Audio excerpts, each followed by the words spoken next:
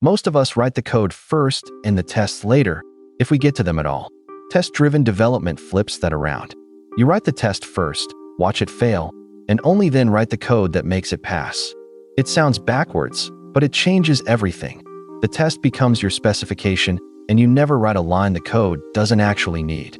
Let me show you the loop, and then we'll run it on a real value object. The whole discipline is one short loop, repeated. Red. You write a small test for the next tiny piece of behavior, and it fails because that behavior doesn't exist yet. That failure is the point. It proves the test can actually catch the absence. Green.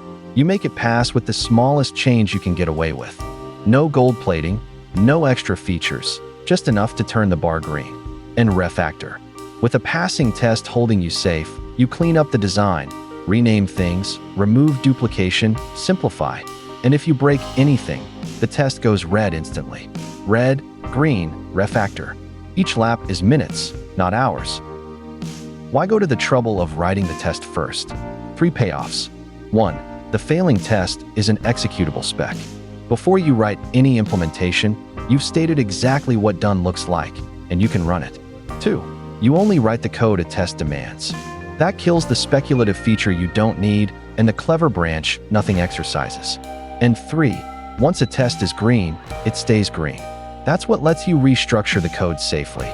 The moment you break behavior, a test turns red and tells you. The tests aren't extra work bolted on at the end. They're the design written down as you go. Let's run one lap on a real value object, the title of a to-do. The rule we want. A blank title is never valid. So we start red. We write the test first, naming the behavior. Blank titles are rejected, and we assert the shape we want. Calling try-create returns a failure, and specifically an invalid input error, not an exception. Right now this doesn't even compile, because title and try-create don't exist. That's a legitimate red. The test is telling us precisely what to build next. Now green. The smallest change that turns the bar green, and nothing more. Here's where Trellis earns its place. A validated value object isn't a class full of handwritten guard clauses, it's a declaration. We say title is a required string, and we attach 2 rules as attributes. Trim the input and reject the default, the empty. The source generator writes try-create and the validation for us. Run the test. A whitespace title gets trimmed to empty, not default rejects it, and we get back an invalid input failure. Green.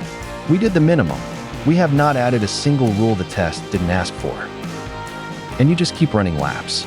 The spec also says a title is at most 200 characters, so we go red again with a test for a 201 character title.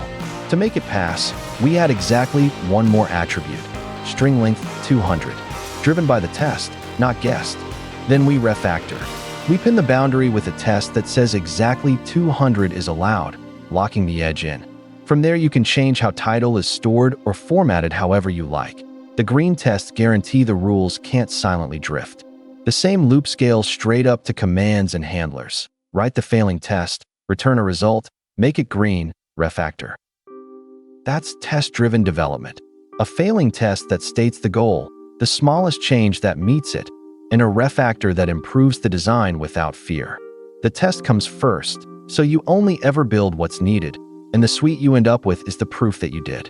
Next time, we go deeper on the base of the pyramid, unit testing value objects and the result type, asserting success and failure without a single exception. Subscribe, and I'll see you in the next one.